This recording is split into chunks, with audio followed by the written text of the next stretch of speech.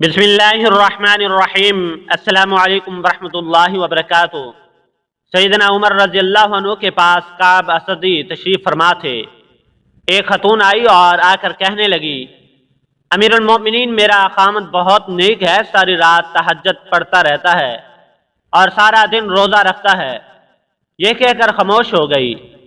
عمر بڑے حیران کہ خاتون کیا کہنے آئی ہے۔ اس نے پھر یہ بات دہرائی کہ میرا خامد بہت نیک ہے، ساری رات تہجد میں گزار دیتا ہے اور سارا دن روزہ رکھتا ہے۔ اس پر کعب رضی اللہ عنہ بولے، اے امیر المؤمنین، اس نے اپنے خامد کی بڑے اچھے انداز میں شکایت کی ہے۔ کیسی شکایت؟ امیر المؤمنین، جب وہ ساری رات تہجد پڑھتا رہے گا اور سارا دن روزہ رکھے گا تو پھر اپنی بیوی کو وقت کب دے گا؟ تو کہنے آئی ہے کہ میرا خامد نیک تو ہے مگر مجھے وقت نہیں دیتا۔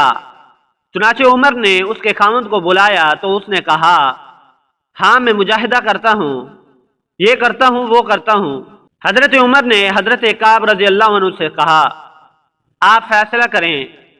حضرت کعب نے ان صاحب سے کہا کہ دیکھو، شرعاً تمہارے لیے ضروری ہے کہ تم اپنی بیوی کے ساتھ وقت گزارو، ہنسی خوشی اس کے ساتھ رہو، اور کم از کم ہر 3 دن کے بعد اپنی بیوی کے ساتھ ہم بستری کرو۔ خیر، وہ میاں بیوی تو چلے گئے۔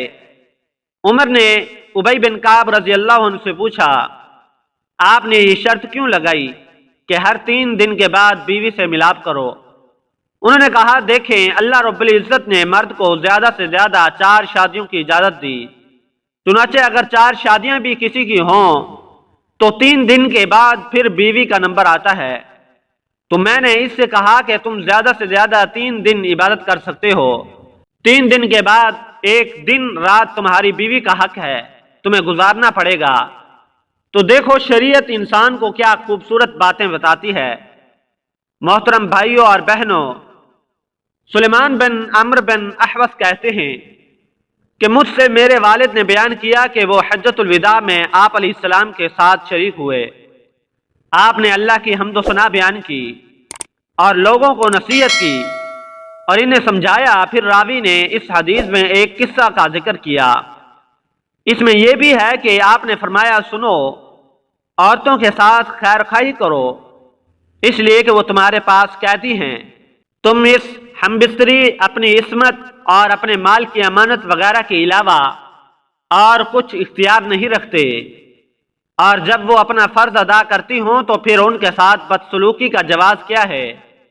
ہاں، اگر وہ کسی کھلی ہوئی بے حیائی کا ارتکاب کریں تو پھر تمہیں انہیں سزا دینے کا حق ہے۔ پس اگر وہ ایسا کریں تو انہیں بستروں سے علیحدہ چھوڑ دو اور انہیں مارو، لیکن اذیت ناک نہ مارو۔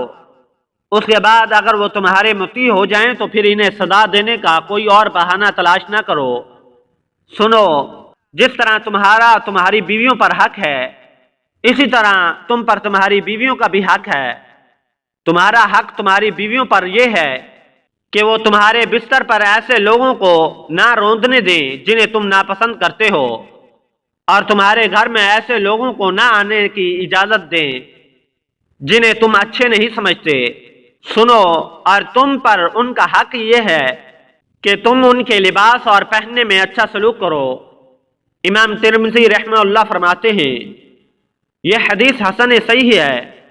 محترم بھائیوں اور بہنوں، اب آپ کے سامنے ایک بہت ہی فضیلت والا عمل بیان کرنے جا رہا ہوں، میری گزارش ہے آپ ضرور سنیے گا۔ ابو رافع رضی اللہ عنہ فرماتے ہیں کہ آپ علیہ السلام نے حضرت عباس رضی اللہ عنہ سے فرمایا، میرے چچا، کیا میں آپ کو ایک عطیہ نہ دوں؟ کیا میں آپ کو فائدہ نہ پہنچاؤں؟ کیا میں آپ سے صلہ رحمی نہ کروں؟ انہوں نے کہا، کیوں نہیں اللہ کے رسول صلی اللہ علیہ وسلم۔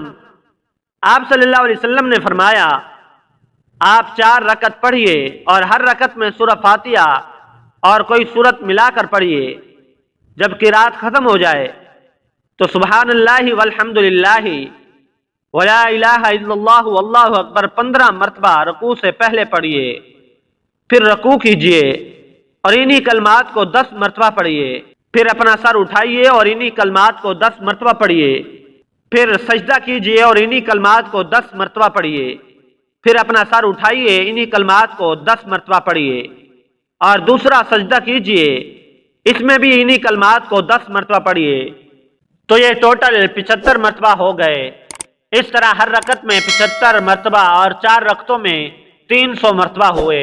تو اگر آپ کے گناہ ریت کے ٹیلوں کے برابر ہوں تو بھی اللہ تعالیٰ انہیں بخش دے گا۔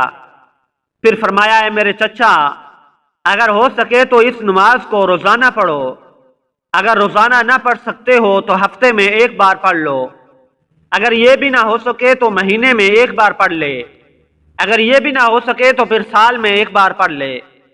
ابو ہریرہ رضی اللہ عنہ فرماتے ہیں کہ آپ علیہ السلام نے فرمایا، میں جس بات سے تمہیں منع کروں اس سے اجتناب کرو، اور جس بات کا حکم دوں اسے ضرور سر انجام دو۔